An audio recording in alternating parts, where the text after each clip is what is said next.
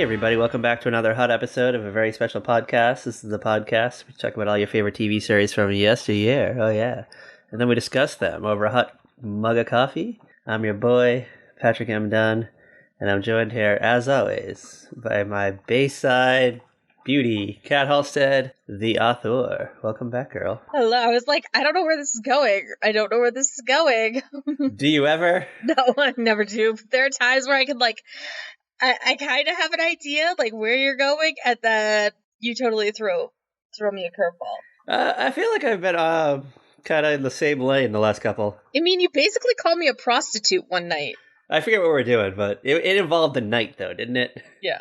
I don't know. If you know what episode that is, let us know, and we'll issue a Notes app apology. Or I will, anyway. What's a Notes app? I don't have Notes app. It's like the screenshot app, like when someone writes like a long apology. It's like it looks like a notepad. Yeah, it's totally an Apple thing. I assume they have a Notes app on all things. I have different document things on my phone, but I would probably just go into my Google Doc.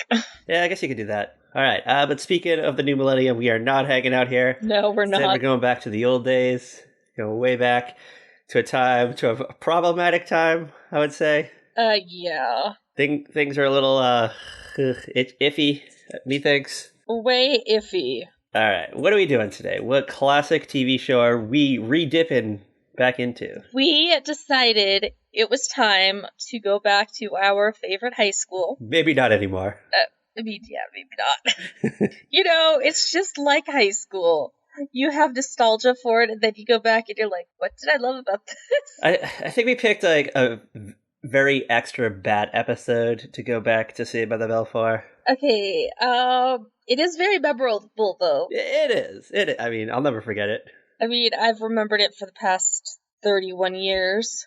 I'm going to throw this out there. I don't remember this episode for some reason. I think this is the first time I've ever seen it. Really? Yeah, I don't know. Oh, wow. I just had no memory of this. And I have so many thoughts and theories and questions and concerns and comments on this episode. All right, so what are we doing? What world are we going back to? We are doing Saved by the Bell, in case his little Bayside beauties didn't give it away. Oh, yeah, that is true. Context clues. We are doing a very Screech kind of episode. Maybe that's why you don't remember it, because it was Screech. Maybe. You know what? I don't know. Who knows? So we're doing Close Encounters of the Nerd Kind. It's I'm confused as to what season this is, because some websites say season 1, others say season 2, and the Peacock app says season 3. Okay, so this is what I figured out. Okay. Peacock has the Miss Bliss years, right? So they are counting that as season 1. So you get the Miss Bliss years, which is really just one season anyways. So you get Miss Bliss as season 1. And then we get what we know as season 1 as season 2. And then 3, 4, and 5. But I was watching this, and it feels like it was supposed to be season 1. Just the way the camera looks, the clothing, just how young they all look in comparison to other season 2 episodes. You think it's a leftover and they just kind of tacked it into season 2 somewhere? Yeah. Yeah, I mean, it's not like there's a dramatic theme to Saved by the Bell where you have to watch them in a certain order. You can bounce around. For real. Unless it's like a 2-parter, and, obviously, duh. And even then. Yeah, even then, you can figure it out. You can figure out what's been going on the previous 22 minutes. We're not sure officially what season this is. We're going to go with season 2, because, I don't know, that's what the first website I looked at said. It aired in the season 2 block, is probably the best way to put it. And even then, the episode, where it says it aired, there's 2 different air dates for it. Yeah, that's why I was confused, because I found 2 different original air dates. So we're not doing a This Day in History, because I don't want to be wrong, and I'm not listing off TV shows for 2 different dates. Not happening today. Yeah, it does. There's a lot that just doesn't make sense. Yeah, so instead, we're gonna make the big announcement that we're gonna unbeach ball Screech Powell. For this one episode only. For this one episode only, we feel bad. All right, so if you listen to our was it the college years episode? Yeah, the college years, we were just done with Screech. You know what? I actually kind of felt bad for him in this episode in a way. He just gets used by the whole gang. All right, so Screech is kind of like an outsider, and then he becomes an alien, literally, in this episode, which makes him even more of an outsider. There's a lot of metaphors in this episode for this whole school system. I mean, it starts out like just kind of simply, and it takes these wild turns that only Saved by the Bell could do. Yeah, so it kicks off, and our gang, the whole gang, Screech, Zach, Slater, Lisa, Kelly, Jesse, and nobody else. They're all in making a movie. No, there's other students. It's all the like the twin girls that you always see in the background. The Shining twins. All the kids you always see in the background are all like making a movie. It's like a B horror movie. It's about an alien that sucks the brains out of teachers. I don't really know. It reminds me of The Faculty, that movie that like Josh Hartnett movie. Yeah. I mean, it's so very 90s, though. The concept of, like, you're in high school and you make a movie with your friends. Like, is there anybody who didn't do that in high school? I mean, I did it. I for sure did. I did it multiple times. Yeah, it's like you had a friend that had a camcorder, and then you're like, hey, let's just, like, do a stupid little movie. And it was all right. It wasn't, like... Yeah. It wasn't like I was making a Scorsese film. It was not Taxi Driver or something. I wasn't making the Godfather trilogy. No, you were making a horror movie because that's like what we all did in high school. I didn't do a horror. I think I did parodies of movies. I totally did a horror movie. Like my senior year of high school, we did a film project. We had to make a movie. I remember I was in a group with these 3 guys, and it had to be based on a book.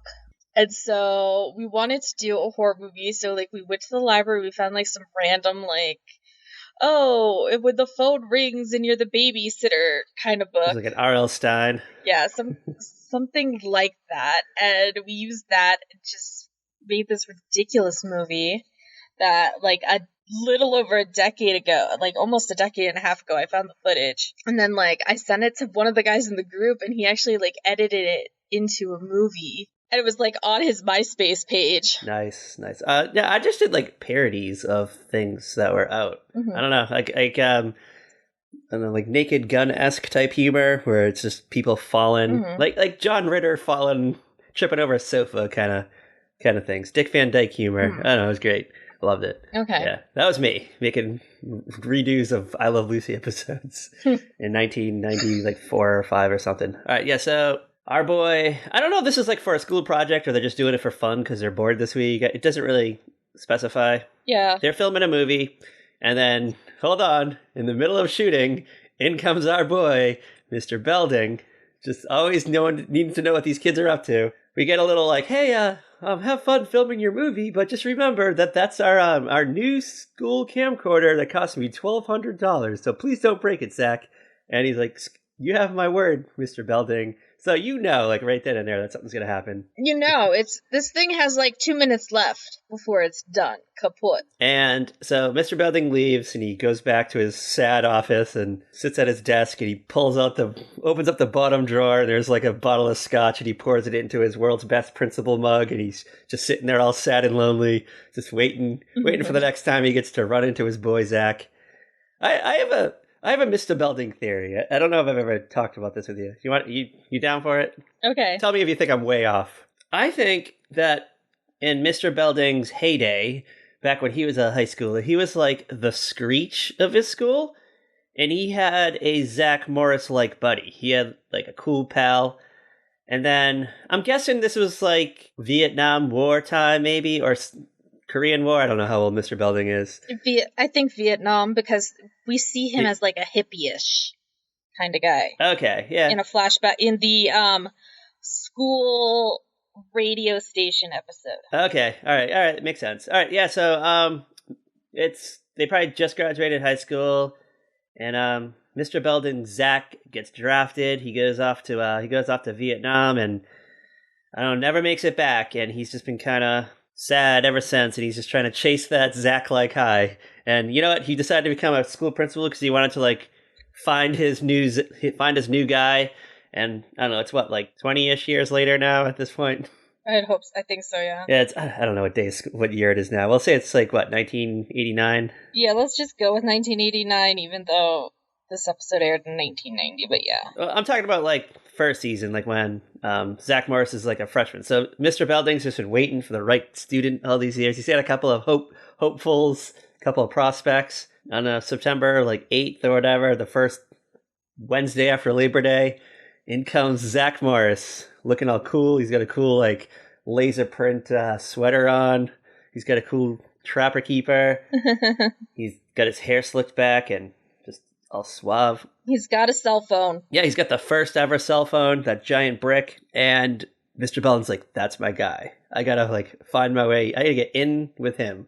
And he spends the next 4 years trying to work his way into that friend group. Do you think there's any legging to that? Any footing to that? There could be. Yeah, and I don't know, they always, like, make a reference to Mrs. Belding, and I have a theory that it's actually his mom. We see his wife. She has his child, which they name Zack. I don't know. I don't believe it. I feel like he was in a weird, like, Pretty Woman situation where he found, like, he paid a prostitute $3,000 for the week. You just had to bring the Pretty Woman up, didn't you? I did. Shout out, Kat just watched Pretty Woman for the first time in, like, 25 years yesterday, and her first comment was... That is, like, 10 years or something. Well, your first comment was like, I can't believe Richard Gere paid her $3,000 for the week. But that's $6,000 in today's money, so we looked it up. 3,000 just seems so low. I don't know. What's that going to buy? Like, you can't even get, like, a nice car with that. I feel like if you're gonna, for the week, that's gotta be at least 5 figures, you know? I feel like on season 2 of Melrose Place, when Sydney was, like, a high-class hooker, I feel like she was getting, like, $3,000 a night. Yeah, see? And she was going out multiple nights. Okay, and then of course I started trying to like Google how much Heidi Fleiss was charging, and then I was like, no, I gotta get out of this. I am not going down this rabbit hole. I don't know. Did you get, like, a number? Like, a little bit of a number? I didn't. Well, she was going after, like, movie execs and stuff, right? Not corporate raiders. Yeah, I was gonna say, it's been a while. What is Richard Gere in Pretty Woman? He's just like a banker or something? He's a corporate raider. He just like buys up companies that are in trouble and then keeps the profitable stuff at the... He don't got like Spielberg money, right? No, I don't think so. He can't just like roll into a town and buy it for no reason. Actually, he probably could. He definitely has FU money. You think so? Oh, yeah. He all right, definitely has some FU money. Do you think he's a cheap fuck then? Like, he's like, you know what? You're like worth $3,000 to me, you low scum of my shoe. Oh. It's that she is young. She is not a high-class hooker, and she doesn't know her worth. Oh, so is Julia Roberts setting the prices? Yeah, she's like, 3,000. Oh, Julia. He's like, I would have paid 4. And I'm like, dude, you would have paid like 20 grand if you really wanted to. And in all honesty, when you add in all the clothes she bought on Rodeo Drive... I know, I was gonna say, if you add it all up... You probably did. Yeah. You know what? Next time you watch it, bust out a calculator and we'll just do some fucking tabulating.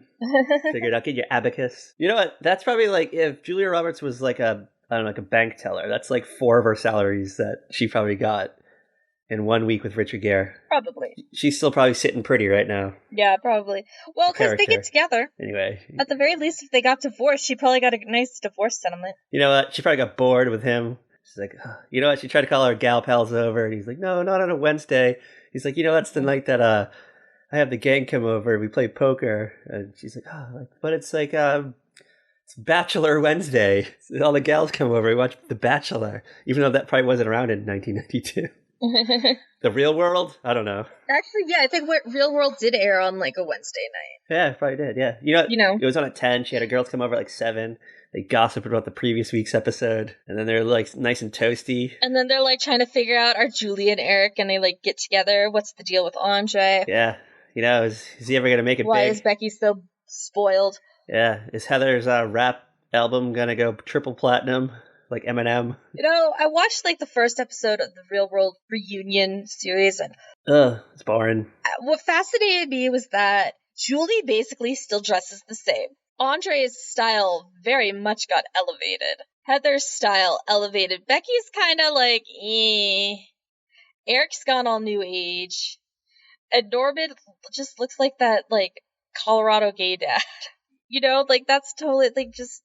It was fascinating. I love it. It was really boring though. Like once you got through like the first like 20 minutes, like you got them see them all together in a room, and I don't know, they reminisce a little bit. Yeah. But then I was like, all right, can we just like not talk about the past? No, they're not really all together in a room because Eric has the COVID. COVID. Yeah. You know what? I have like a theory that he really didn't. He just didn't want to go there. He's like, oh, gonna be around these people again. It's like, I don't know if I could do it. I'm still the attractive one. I mean, hey, at the very least, they got the same loft. That is wild. That is true. It's still there. It didn't burn down or get invaded by fucking bed bugs or something. I don't know. Mm-hmm. Who knows? All right, Saved by the Bell. Yes. We got a lot of work to do. They're filming the movie. It's the big. I guess it's like the big scene. This is like the big action piece, the big set piece where Screech is going to come in as the alien. He takes out like a giant pixie stick like straw. Yeah, like it's a Slurpee straw. That's what it is. It's a giant. It's like an extra big one though. For some reason, it was just larger than usual. This thing is huge, and Jessie is playing the teacher, and she's doing this really random lecture, and Screech comes in and he starts like pretending to suck at her brains. Kind of gross, but like it's perfect for like a high school student film at the same time. Yeah, they didn't have the effects to do, I don't know, like melt a body or something or something crazy, so they just came up with that idea. Lisa comes in as a school nurse and she's like she has like a stethoscope and she's like listening to her brain and she's like, it's totally empty, guys. There's nothing in there. And there's like this cowbell like dinging kind of thing going on. It's amazing. Yeah, because they're like shaking her head. They kind of like move her head from side to side. Yeah. What does she try to go after? The alien tries to go after Lisa. Yeah, the alien tries to go after Lisa. And you get Kelly dressed as a cheerleader, like he's over like, he drank the teacher's brain. And she does like a high kick. Now he's trying to get the nurse. It's so ridiculous and bad. I think that's like really like Tiffany Amber Thiessen's like only time to shine in this episode was her acting as a dumb cheerleader. Like, because I think she's in the other scenes, like she's in them, but she's not really like a part of the storyline. No, she's definitely not. She's just this is very Zack and Screech episode, and a little Jessie. We get a lot of Belding in it too. It's definitely more of a Screech episode. In a way, yeah. All right, so in the fake movie, while Screech is trying to suck out Lisa's brains, the character's supposed to like hit the straw and it's supposed to like fall out of Screech's hands, but it accidentally like hits his tooth, knocks his tooth out, like in real life, not in the movie. I don't even think it chips his tooth or something. It does something. Yeah, he was probably biting down on it, is what I was thinking, and then I think it's like if it's really hard enough plastic, and it causes like a chain reaction. Which causes Zack to drop the giant camcorder, which he's promised to Belden that he wouldn't break. And if he did, he'd have to come up with $1,200 to replace it. Yeah. And we see it fall. We see it smash on the ground into like 40 pieces. It's just like a pile of electronics mess. The tape like falls out and breaks. And, like, damn, this stuff was not durable back in the day. How did Soleil Moon Frye like carry a camera like this around all the time, for crying out loud? She probably went through like 15 of them. Let's be real. Yeah, probably. She definitely had different size tapes and shit. Yeah, she had the smaller tapes. So then we cut to like Zack's bedroom. The whole gang's there. They're all like gathered in a semicircle. And they're like trying to figure out what they're going to do because, poor Mr. Belding, he just probably spent like the whole school's budget on his camcorder. I don't know like what his point was like for like was he going to follow Zack around with it and like, here's my boy Zack sleeping? I think it was just like one of those like things you get to prove that your school is hip. In a good neighborhood, has a good budget, like a video yearbook type thing. It's pre like having a huge computer lab kind of thing. Like that's Belding's next stop is to get like the 5 computers for a computer lab. Yeah, and they can all rotate using them. They're like, all right, how much money do we have? And like Kelly has like $20. Slater has like $36 left over from like birthday money. Lisa owes her dad. Screech has like a bottle cap or something in his pocket. Yeah, they're defeated, but like meanwhile, like Screech is like reading like one of those like weekly world news type magazines that have the fake stories like Bat Boy found in a cave or something, or like the Chupacabra is loose, like one of those magazines. You know, you pick it up in the Walmart checkout line and it's just stupid. Like, I remember this one time in college, some woman was like reading them. She's like, did you hear about this doll that came to life? And I'm just like, I look at what she's reading. I'm like, oh, really? Tell me more. Tell me more. I'm like, really? Dude, I just, weird people talk to me in the grocery stores. I don't know. Yeah, it's just that thing. It's that odd thing. You just got to stay away. You just got to do self pickup or whatever it is that you do.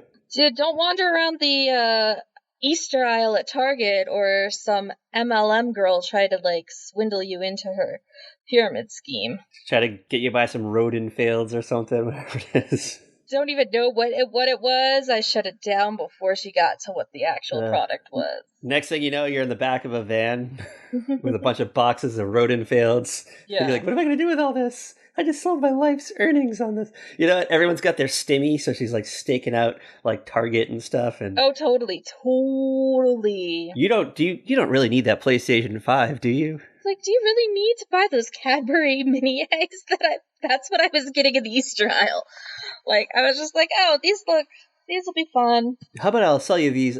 It's Easter. These little tiny vials of oil that taste just like Cadbury eggs, but are filled with rich vitamins, and they will also protect you from the coronavirus in large enough quantities. You don't need a mask anymore. Oh, I love it. All right, so Zack is like, Screech, what are you reading? And he's like, oh, like the National Babbler. Yeah. He's like, let me see that. So he like rips the magazine, it just rips the fucking thing out of his hands. Yes. And he's just like looking at it, and he's like, guys, look at this. If we can prove that aliens exist with photographic evidence, the Babbler will pay us $1,500. So then we'll be able to buy Belding a new camera and have like $300 left over for me. I'm pretty sure he pocketed the extra $300. 100%. I am like actually kind of just surprised at the turnaround on this. Yeah, I was going to say, because like you would think this would be the rest of the episode, but it like jumps ahead like a few days or some time. They've already done the picture. Yeah. They've already sent it into the Babbler. Zack's already got the money, and he's already bought the camcorder. Yeah. But Jessie doesn't know this. Jessie is terrified of Belding. I don't know why. I think she was like, when Belding came in and, you know, he wanted a promise from the students that they wouldn't break the camcorder. She's like, I'll take care of this, sir. I'm in charge. I'm the mature, responsible one. And so it was like all like falling down on her, I think. So she probably thought this was going to ruin her chance to get into a good school.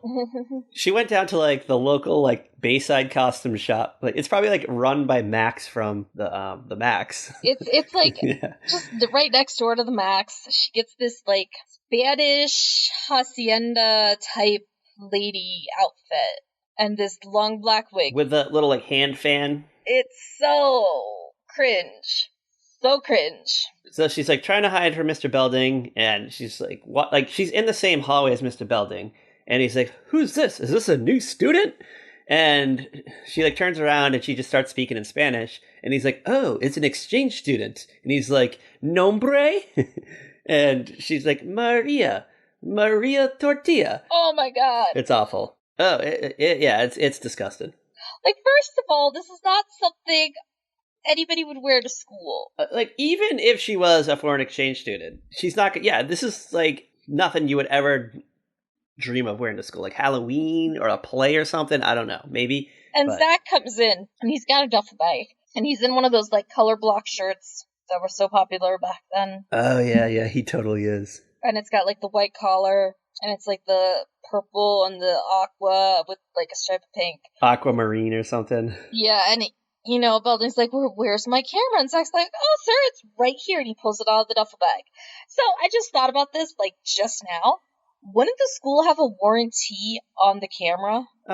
Probably. Unless he bought it, like, at a yard sale or something. I don't know. Or unless he just hadn't filled out the paperwork yet or something. Would it cover, like, accidental falls, though? Like, I feel like... Who knows? I don't know. Maybe there's, like, special equipment insurance that schools have. I don't know. It's part of the plot line. We just have to go with it. So, you know, Zack's like, here you go, sir. Here's your camera. And he hands it to Belding. Belding's like, yay! And everything's chill. Like, everything's cool.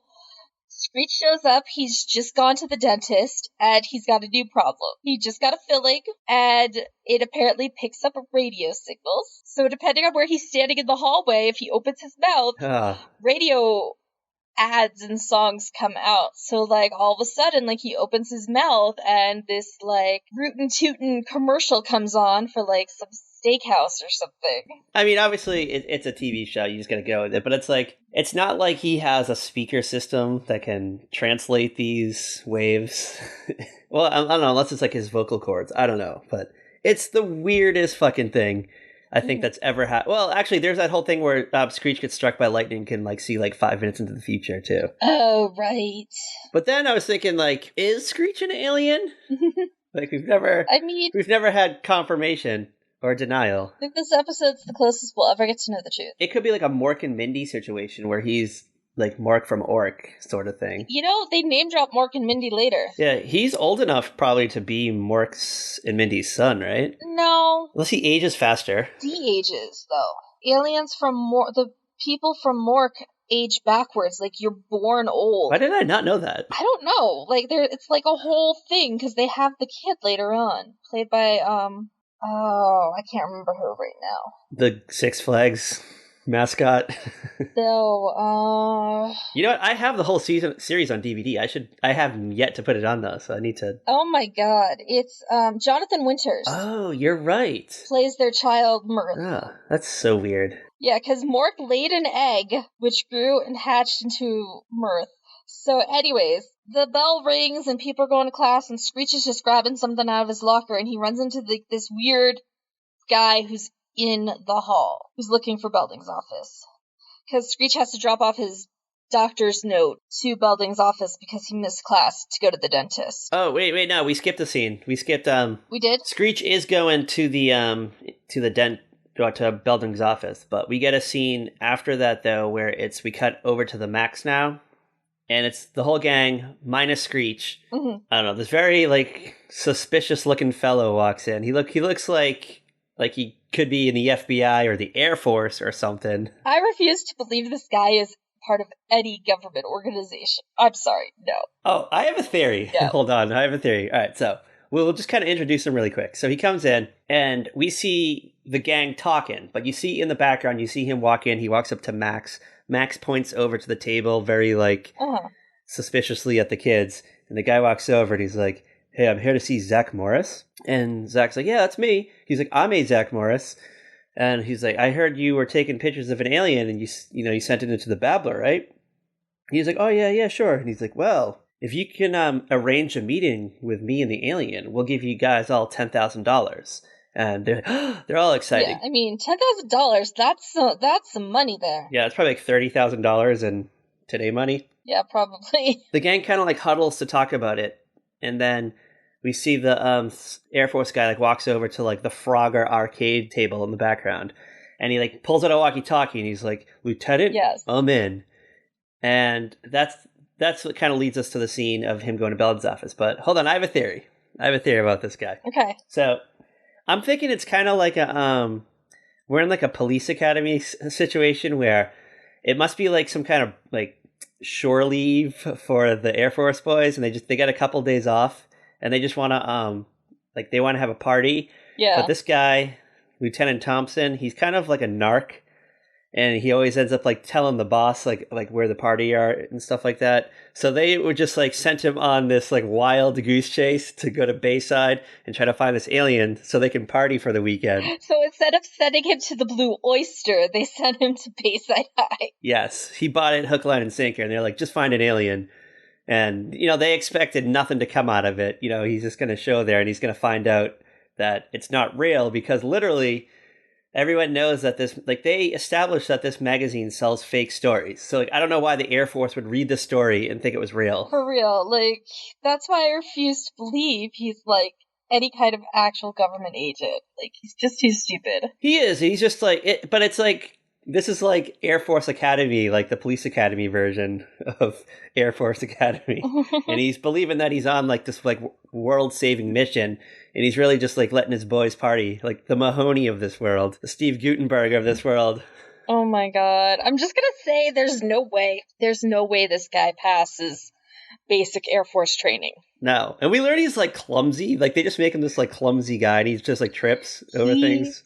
is so clumsy. He is clumsier than the clumsiest character you can ever think of. He walks into Belden's office, and Belden has like the little like pencil pen holder, and he like trips over something. He almost impales himself. Yeah, his little square wood pencil holder that's like iconic. I don't know. He spills Zack's permanent records is like this huge folder filled with like thousands of papers, and he like knocks it over, spills it. Oh my god, the only thing I've seen thicker is Bert's file on Hogan Family. Yeah. All right, so there's one file cabinet in Belding's office, and he's like, hold on, I'm gonna give you Zack's permanent record, and it's on like the top shelf. It's not in alphabetical order. Listen, let's be real. Belding probably got sick of having to go and get it from like the bottom or middle drawer. So he just moved it up. Plus it's so big, he's like, I take this out all the time. Let's just be glad it's not sitting on Belding's desk all the time. Well, it also goes along to prove my theory that Belding is like secretly trying to find the new Zack. Like I feel like that's Zack's file cabinet. Like the other one for the rest of the students is like in another room, and he has like a special Zack file cabinet. Zack file cabinet. That's like his school records, but he has like personal records and stuff. The stalker files. I don't know, he's making like a Zack voodoo doll. I don't know. Like I really feel like the feds need to raid Bayside and just get to the bottom of Belden. Too bad Belding's no longer there. You know what? He disappeared one day. You know, he tried to like after Zack left, and then like the new class came in. He's like, I can't with these kids, and he just took off. He went back to, I don't know, maybe he went to Vietnam. He like went to the woods, the jungle where his Zack died, and he just like lives there now. I mean, Belding does not exist in the update. Like he's forgotten about? No, he's just not there. Like he's not forgotten about, but they have a new principal played by that one guy from like Pitch Perfect and stuff. Oh yeah. Okay. Who supposedly, spoiler alert, went to Bayside High with the rest of the gang. Do you know another Belding theory? This could all be like a WandaVision scenario where Mr. Belden's created this world in his head.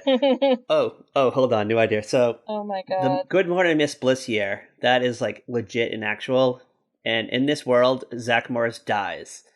And maybe Mr. Belden felt responsible in some way. So by the power of his own grief, he created this whole like new world, Bayside, California, where he just lives forever and goes on these wild adventures with like all these crazy students that he's invented in his head. Yeah. The new Saved by the Bell. It's trash. It is trash. And not surprising because one of the writers of the show was the one who does those Zack Morris is Trash videos. Oh, yeah. And it destroys the whole thing. And I want to say fuck you to that guy, because fuck you. Fuck you. You fucking never understood Zack Morris. Or Saved by the Bell. All right. I'm really salty about that, because I've wanted, like, a Saved by the Bell, like, update for Zach Kelly all these years later, and then we got this trash. I mean, this episode proves that the show was trash. It was trash all along. I mean, retroactively trashy. It was trash all along. All right, so Zack really wants this $10,000. Yeah. He says he's going to split it with the gang, but I feel like it's going to be like a 60-40 situation. Oh, totally. It's going to be like Zack gets $6,000 and then the others get the $4,000, like, split between them. They dress Screech back up in his like swamp thing attire, and they go to the school like late at night. And I love how they just have like access to the school like at all times, by the way. Like, they could just go to the school in the middle of the night. Like, they could just go anywhere at the school, like, day or night. They have keys to all the rooms, and... Like, okay, so, like, if there's, like, maybe an event going on at the school, like, maybe the debate team has something going on the other side of the building, maybe the building's not fully locked up, so Zack and the gang can go, like, create chaos in the halls or something somewhere else, and nobody's, like, paying any attention. Also, we live in a pre-Columbine world here, so I feel like before Zack leaves for school for the day, he puts like a wooden block in front of one of like the back doors, so that just gets him into the building very easily. Exactly. And I don't know, I feel like they don't have alarms in the school because, I don't know, why would they? I guess, I don't know. It's 1990. It's Bayside. Nothing horrible ever happens here. So, yeah, so they come into the school in the middle of the night. Everyone has a job. So, like, Kelly is holding, like, I don't know, like a tin can with like dry ice in there to create like the smoke effect. Yeah. Someone like Lisa has like a boom box and she's playing like sci-fi sounds, like that weird like noise. Basically, they just tape recorded the noise that the Brady boys made on the Brady Bunch. Oh, that alien or ghost episode. And so the hallway like fills with this dried ice smoke, and Zack leads Lieutenant Thompson like into the main hallway that they always seem to congregate in. Yeah. And the door opens up, and out comes Screech. And I don't know, like even if this were real, like let's say this was a legitimate U.S. Air Force operation, I feel like they wouldn't just send one guy alone to capture an alien. I feel like there'd be like a whole squad. There'd be like hazmat suits. Right? They would put like a bubble over the school. It'd be like underground tunnels. Right? It would be like a whole operation. It wouldn't just be like one dude. So like he like comes in and he's like, well, now that we found you, I'm going to take you back to the lab to dissect you. And like Screech runs out of there and he like freaks out. Yeah, well, Screech isn't going to get dissected, and I don't blame him. But like they should have just been like, all right, the jig is up. Like I'm really just a person. But like Zack's like, no, we need the money. Like we can figure this out. Like we need to have a nest egg for the next time we fuck something up. Yeah, like there needs to be like a like an oopsie fund because they're always breaking things. Yeah. We cut over to Zack's bedroom. It's like late at night, and Screech is like laying in bed with Zack under his cool like comforters. Well, first, Screech is on the computer like writing his will. Oh yeah, I forgot about that. And it's like one of those old school computers where the screen is black and the text is green, and yeah, that's basically all you have is like whatever's on the screen. Screech like crawls in about Zack and he's like, Zack, do you think there's underwear in heaven? I was like, what? Do you think there were underwear in heaven? Or like Zack's like, I don't know, Screech. Like Zack is half asleep and Screech is like, oh, I gotta say my prayers still. So like Zack sits up in the bed while Screech gets down and starts praying. He's like, thanking God. He's like, if something happens to me, can Zack come to heaven with me? And then Zack has this like little moment of humanity. He's like, you really want me to go to heaven with you? He's like, yeah, you're my best friend, yada, yada, yada. And this is why, that right there is why Zack Morris is not trash. No, he still is trash because I feel like he's... No. Before it even got to this point, he could have shut this whole operation down, but that motherfucker still wanted the $10,000. And I feel like he's just feeding into this like the situation. I don't know. This whole thing is just weird because it's like it almost seems like Zack knows that like he's okay with Screech going to the alien lab and getting like dissected. And he's just like, I'll see you in heaven, my friend. Yeah. Like, that's the vibe I got from this. I mean, I think he doesn't want anything bad to actually happen to Screech. But he wants the money. I don't know. But there's also part of him where he's like, this is way bigger than anything I know how to deal with, right? Yeah, but... This is like the U.S. Air Force. Like, he's not thinking of how to get out of it. He's just, like kind of chill about it. Just like, let's go to bed now. Like, who cares? We'll figure this out in the morning kind of thing. And I'm like, shit, he should be like... I don't know, like leaving town maybe. Like, I don't know, like something. Go on the run. Yeah. Get like an On the Lam, like 3-episode run of the show. He just seems just really chill about this whole thing. Like, it's not a concern to him. See, I don't think he's as chill as you think. I don't know. We don't spend a lot of time with it. We just kind of get this one scene. We really don't. Like, I don't know why, like, Screech continues to hang out with him. After, especially after this. Like, for real. His friend group, who pretty much just belittle him all the time, now they're just gonna, like, hand him over to the government, maybe? Like, I don't... For $10,000. Right. And, and Zack's gonna keep most of it. Yeah. So, we kind of get this, what's it, the next day or something? Yeah, it's the next day.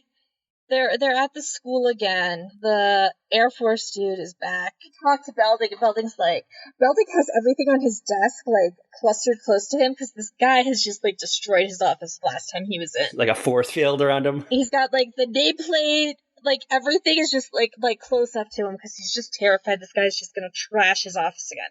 And the guy's like, yeah, one of your students, Screech Powers, is an alien. And Belding laughs out loud. He's like, dude, are you... Like, what is wrong with you? Well, we knew he was odd, but... No.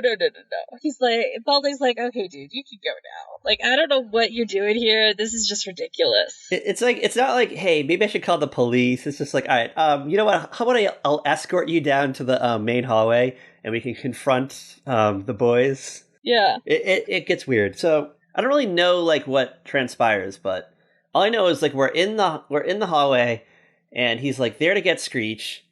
But then like all of a sudden everyone just like starts pulling out like a Screech mask. Yes, like everybody has like a Screech mask. Like, oh, if you're gonna take Screech, you have to take all of us because we're all aliens. It's one of those kind of moments. I need to know where they got like 100 Screech masks overnight. Dude, you make once you can make one mask, you can make like 100.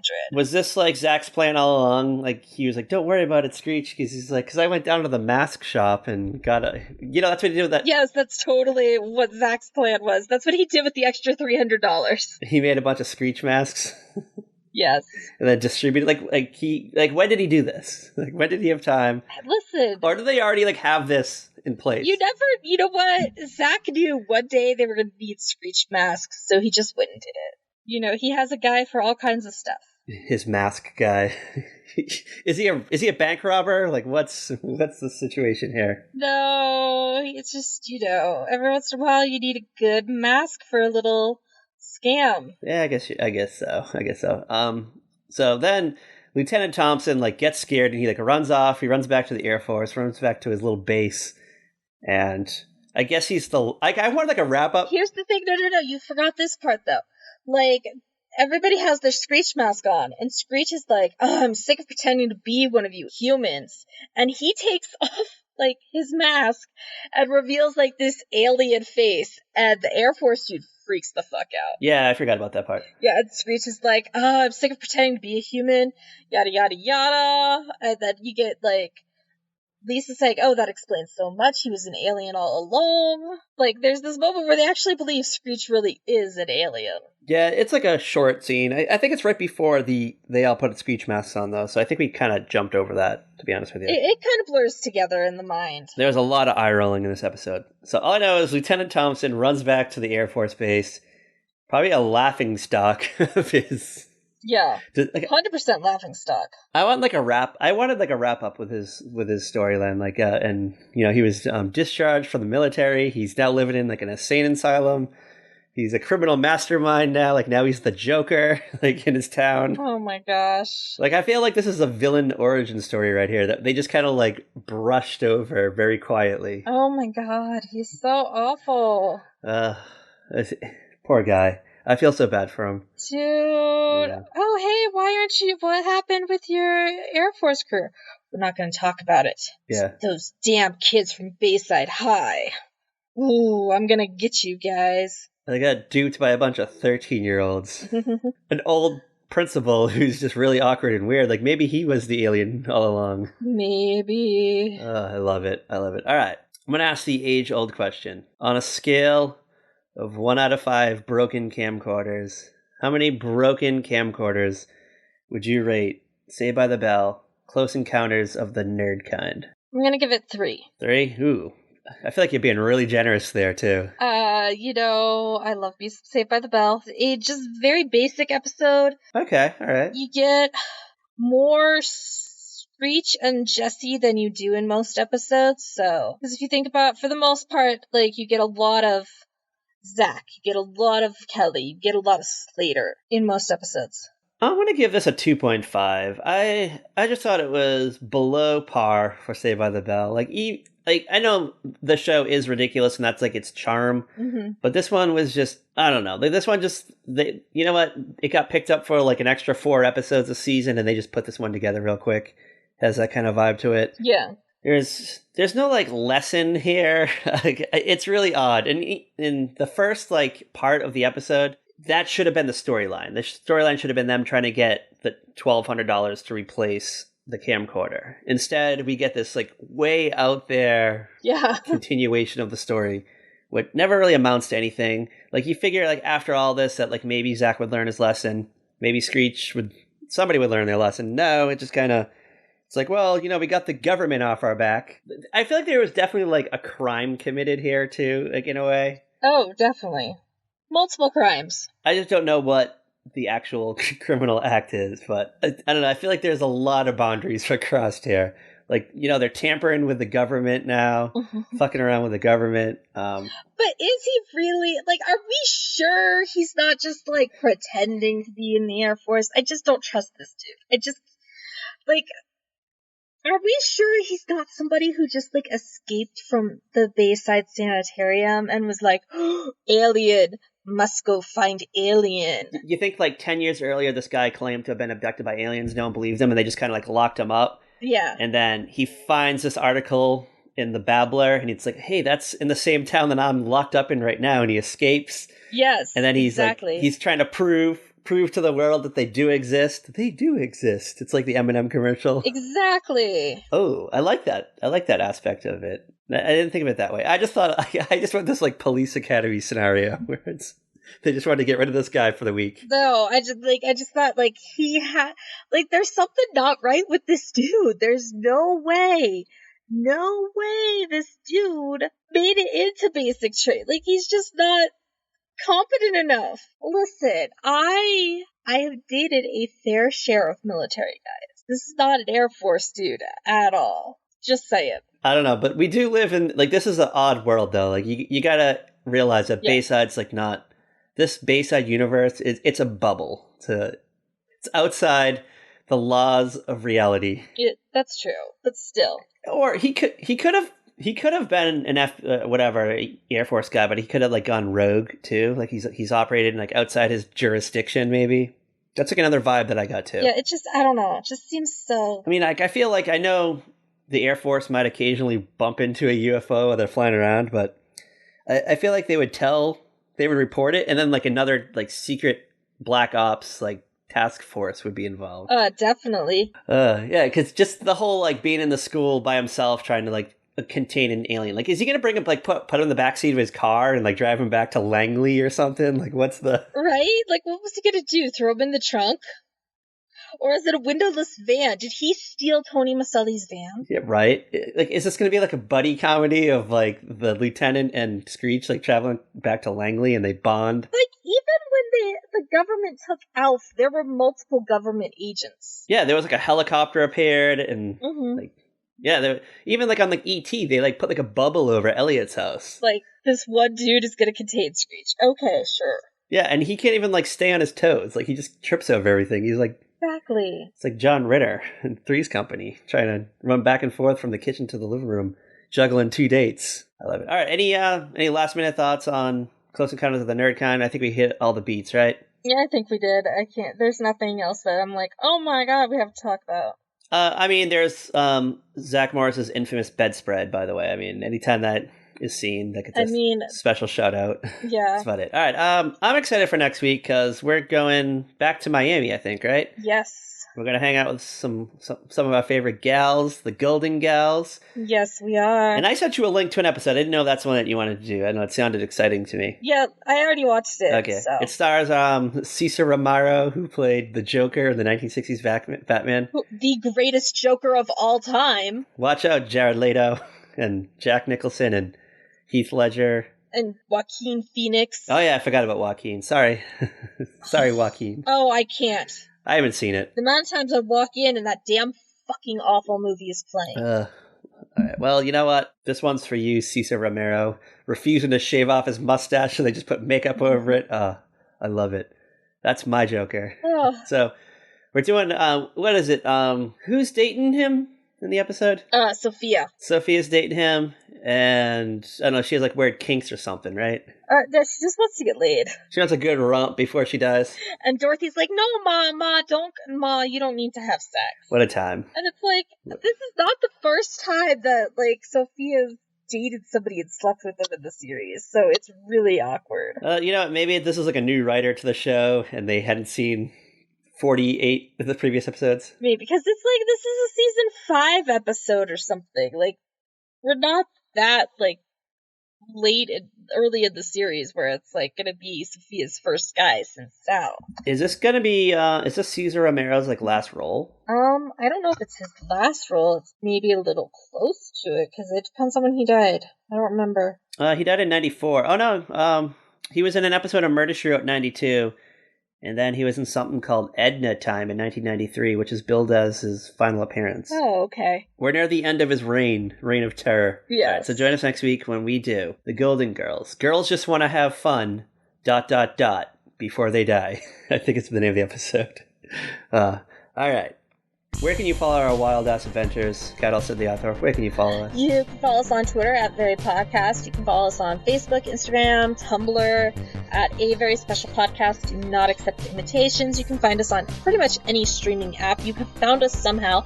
So click subscribe, like us, tweet us, review us, all that good stuff. Yes, do it all, do it often, do it all the time. And as always, bye! Watch the skies for Lieutenant Thompson flying away in his jet. Chasing UFOs out of Bayside. I was going to say the name of like a specific plane, but I couldn't. F-16, I think, is that a jet? Shout out to the Flyboys.